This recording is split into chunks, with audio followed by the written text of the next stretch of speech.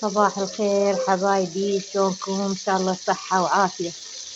اليوم راح اسوي دجاج. هاي الدجاجة غسلتها نظفتها وخليتها بالجدر، وهنا عندي بوتيتة وبصل وفلفل وجزر وثوم. حبايبي هسه خليت هاي المواد وجاي احمس الدجاجة.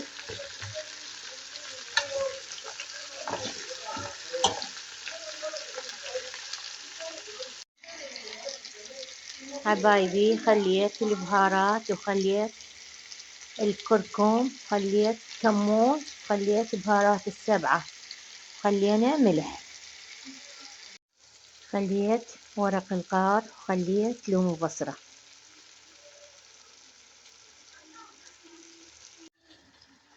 راح اضيف المي. اللهم صل على محمد وآل محمد.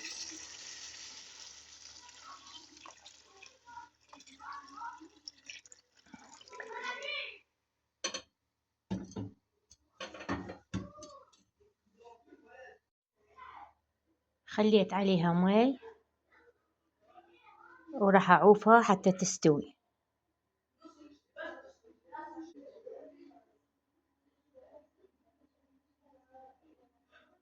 هنا خلينا الباجلة او الباقلة ثرمناها ناعم وخليناها. راح نسوي ثمن باجلة او باقلة. هاي باقلة خضرة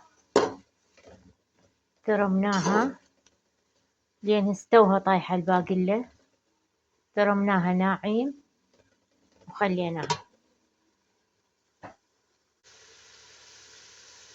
وهاي التشريبة حبايبي هم جاي تفور وجاي تستوي عندنا. وهنا هاي الباقلة جاي نحمسها. هنا ضفنا الشبن. هذا الشبن كان عندي بالمجمدة، ترمته وخليته بالمجمدة. هسه راح اسوي ثمن شبن وباقلة. هاي الأكلة كلش طيبة، إن شاء الله تجربونها وتعجبكم. حمسته. هسه راح أضيف التمن. التمن هنا عندي مغسول ومنقوع. بسم الله الرحمن الرحيم.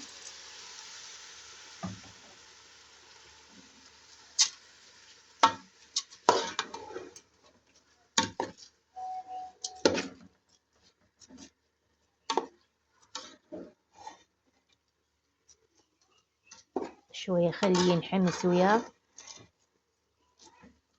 وخليه الملح.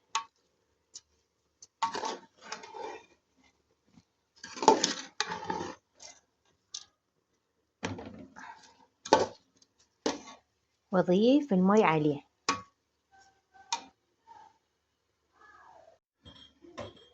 ضفيت الكركم وضفيت الملح وضفيت المي.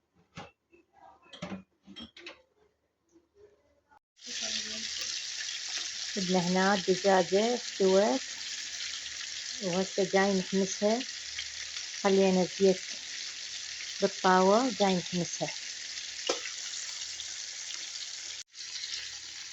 وهذا التمن مالتنا هم استوى وجاي يتهدر.